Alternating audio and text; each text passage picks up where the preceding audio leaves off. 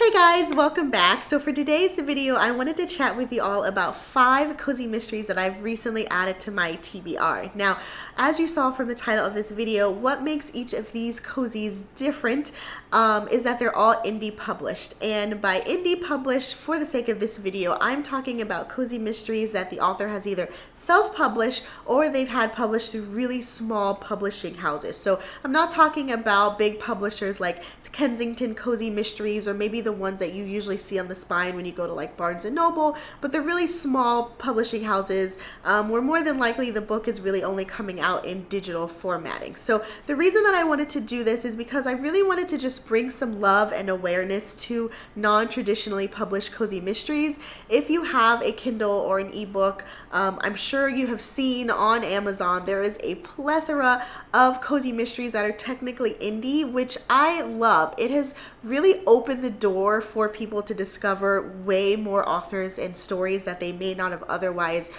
found that, again, are traditionally published that you would see at your brick and mortar bookstore. And for that, it's just awesome. I know people may or may not have a certain kind of love for Amazon and finding books on there, but when it comes to being a reader, you really just get so much more opportunity to learn about authors. And if you're an author, it can really be lucrative with getting your name out there, publishing under your own terms if you go indie. So as far as these books on my list, all of them again are ebook and you can find them on Kindle.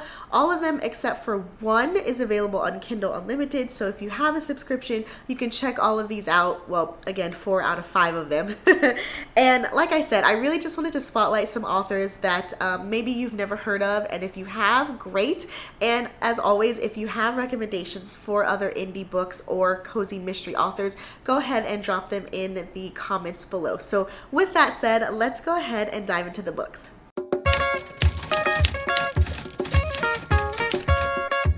Okay, so the first book that we have is Marigolds and Murder. That is the first book out of 20 in the Poor Danby series by Lovett. And I have had this book sitting on my digital shelf forever. I'm pretty sure I've even started it and got like a third of the way through, but I've never finished it. So I'm going to add it back to my TBR. It sounds so interesting because essentially what we have, our amateur sleuth has a magical nose. Now, I don't mean literally magical, but just in the sense to where her sense of smell is really keen. And so she goes from working in the perfume industry to opening up a flower shop in a small town. And I really love that concept. I'm always on the hunt for cozy mysteries that feature interesting jobs that you may not have otherwise heard of. Now, of course, there are cozies out there that feature flower shops, but the concept of having like a really keen sense of smell and having previously worked in the perfume industry, I think categorizes it or qualifies it as still having an interesting job. So I really want to continue reading this one and definitely pick up the rest of the series because, like I said, there are 20 books total. And Lovett, she's got so many cozy mysteries that she has published. She's got multiple series, and each of those series have multiple books. And so you know you're going to be in good hands when you check out any of her books because everyone that I've talked to, they love her work, and I really want to be on that list as well. Next on that list, we have Mexico, Margaritas, and Murder, which is the first book in the Sally and Pearl Adventure Club series. This one sounds so fun, you guys. So there's really only 2 books, I believe, so far in the series. This is the one that is available on Kindle Unlimited. I forgot to mention previously, but the Lovett series is the only one not available on KU. So this book, here on out, everything will be on KU. But this one sounds so much fun because it features elderly retired sleuths, and that's just really my jam. There's something about a sassy older woman that just really gets me, and I love that. And so essentially what we've got, I forget which one is which. Let me look to see, because again, you've got Sally and Pearl. This one is dubbed as Golden Girls meets Thelma and Louise, which, hello, automatically I added it to my list because of that. But Sally is the one who cashes her life insurance checks, sells all of her things after her husband dies, and decides to just throw caution to the wind and go on this wild adventure to Mexico. And so she makes her friend Pearl tag along. And so while they're at the resort, there's a murder. one of them wants to investigate, and it's just gonna be laughs. That's really what it seems like for me. I love the Golden Girls. Again, I love books that feature older women, especially when it's humorous, and that's why I added this one to the list. So I'm really excited, and if you like older sleuths as well, then definitely check this one out too. Next up, we have Field's Guide to Abduction. This is the first book in the Poppy Fields Adventure series, and there are a total of 8 books right now. And honestly, guys, I added this one to the list because it just sounds so funny. I've been on the hunt for, in the mood for cozies that make me laugh. And while there obviously are tons of cozies, not all of them are like laugh out loud funny. They're just fun, and I feel like there's a difference between fun and funny, and this one sounds like it has both. So first of all, let's talk about the title with Field's Guide. I think that that's so clever because it's a play on her last name, Fields, and you've got like Field's Guide to Abduction, Field's Guide to Murder, etc., etc.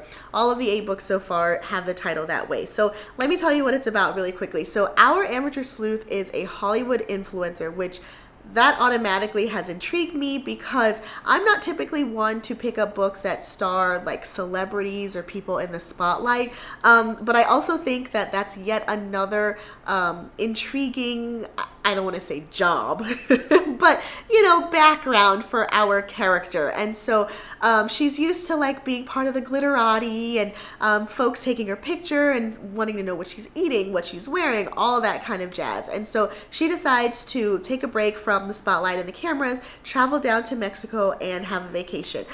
Coincidentally, I realized this one is also set in Mexico, but that's okay.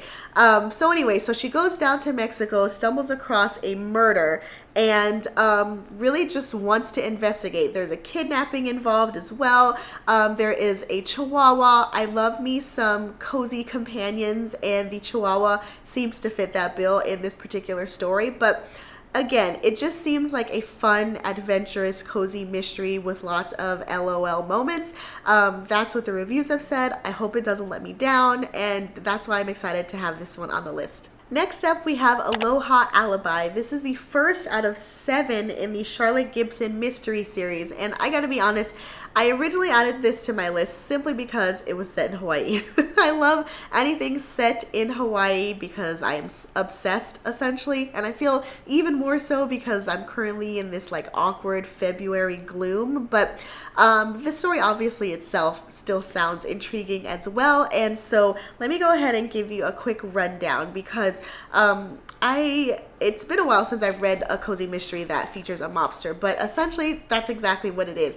Our amateur sleuth is on the run, so she decides to flee from the mainland and go to Hawaii, again trying to escape a mobster, which I want to know the backstory behind that. But she ends up going to live with her mom, and let's be honest, living with your mom as an adult, that is going to come with its own set of challenges, and so that seems like it's going to set up the story to be humorous.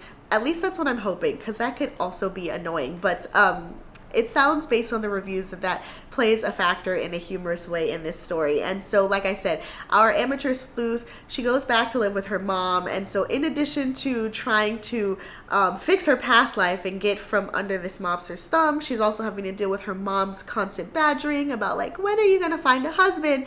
On top of trying to solve a murder. So there's a lot happening, and it seems like it could set itself up for a lot of fun hijinks, which is why I added it to the list. And each of the stories has some kind of Hawaiian pun in the title. Again, the first book, obviously, with the Aloha, and so I'm excited to read this one. Last one on the list, I am throwing you all for a curveball because it is a cozy mystery with dragons. Yes, that is how it has been advertised, and it is called Baking Bad. It is part of the Beaufort Scales mystery series, and there are 7 books in total, and it is marked as a cozy mystery with dragons. I mean, enough said, right? But yeah, this one also looks really fun. I have never read a cozy mystery that features kind of dragon fantasy type elements like that. Sure, I've read cozies that feature, you know, shifters, but those have all been in like normal cats or dogs or ghosts or witchy paranormal vibe. But the fantasy element, totally out of my realm, which is why I wanted to pick this one up. It seems like a lot of fun, just like it's advertised. This one has a lot going on with it, I can't even lie. I'm trying to like remember what the synopsis is, so I'm looking down at my phone, and again, there are dragons, there is high lords, there are knights, there are tea shops, so there's a lot. So I'm just gonna go ahead and read you one of the paragraphs so that you guys can get a handle on it. But again, if you are into fantasy or you're looking for a cozy mystery that's got those fantastical elements, I definitely recommend that you check it out. So here we go. We've got a tranquil village, a poisoned cupcake, a murdered vicar. A simple case, or it should be, but all clues point to Toot Hansel Women's Institute, and Detective Inspector Adams is about to discover there's much more to the WI, which is the Women's Institute, than just baking sales and jam making. So I'll leave you with that. There's more to it, but I feel like the dragon should just speak for itself. And honestly, it did, which is why I added it to my list in the first place. So there you have it. Those are 5 cozy mysteries that are indie, at least in my opinion, that I've recently added to my TBR. I am excited for all of these books. One of my goals for the year, at least when it comes to cozy mysteries, is to read cozies that are I don't want to say outside of my comfort zone, but aren't the typical theme that I normally flock to. And I feel like I've covered a lot of those on this list. We've got dragons, we've got people running from mobsters, we've got someone who used to work in the perfume industry. So I feel like there's a nice variety there. And this is really just barely scratching the surface of how many indie authors and cozy mysteries that there are out there. So I definitely urge you, if you haven't yet before, to check them out. There are a bunch of places that you can go, but I personally do go to Amazon to look through their Kindle books because I find that they have the broadest selection. And here's a little tip for you all if you don't know this already, but when you are on the kind of Kindle storefront and you're searching for books, if you type in cozy mystery, or even if you type in like the theme plus the words cozy mystery, they will bring up a whole bunch of book recommendations. So that way you're not having to sift through a lot of pages, or at the very least you can kind of hone in on what you're feeling. So for example, like fun cozy mystery, or baking cozy mystery, or in the sense of the last book, cozy mysteries with dragons. So I urge you to try it out. Almost use that search bar as like a Google search, but with books, and see what pops up, because I guarantee you the upside about cozies is that there is something for everyone. But to take it a step further, when you're searching in indie books, there are even more niche things if you like cozy mysteries. So anyway, let me know if you've read any of these books, and if you have, what you thought of them. And if you have your own indie cozy recommendations, check those or drop those down in the comments as well. So I hope you guys enjoyed this video. If you did, please like and subscribe. In the meantime, I'll talk to y'all later. Bye!